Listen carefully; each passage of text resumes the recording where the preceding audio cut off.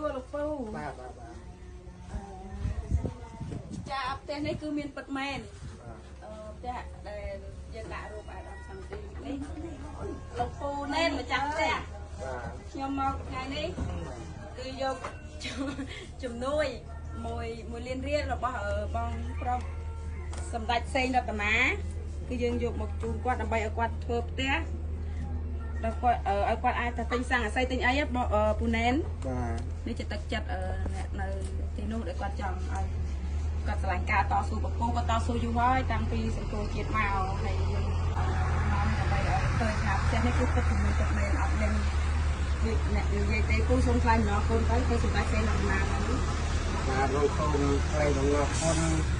ដល់សម្ដេចសេងរតនានៅថវិកា1លានរៀលដែលគាត់បានជួយថវិកាចំនួន1លានរៀលនេះមកដល់ជួបខ្ញុំនេះអូយបច្ចុប្បន្នទទួលមែន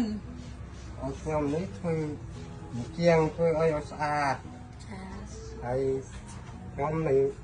ធ្វើអីក៏ប៉ុន្តែមិនដឹងថាបានធ្វើគ្រប់ឬមិនគ្រប់អីទេប៉ុន្តែក្តារនេះខ្ញុំទេពីនោះខ្លះហើយក្តារនេះខ្ញុំរងវាញ់ជាក្តារបាទឡើងខ្ញុំសូមជូនពរដល់សម្ដេចសេងរតនាដែលបានជួយលួយខ្ញុំនេះគឺ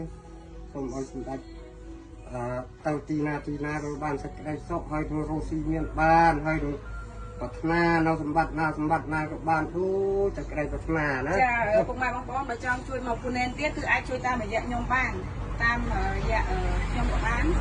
ហើយតែបងប្អូនទុកចិត្តដើម្បីអីយើងអាចថាជួយគាត់ឲ្យមានជំរំមួយសំរុំចាមួយសំរុំអរគុណច្រើននេះមកផ្ទះខ្ញុំភ្លេចចេះចានេះគ្រូភ្លេចអស់ហើយអត់កុហកទេនេះមកអូមានភ្លើងទៀនបើមានមុខគុណចិត្តល្អនេះទៅទេបងភ្លេចអស់ហើយខ្ញុំមើល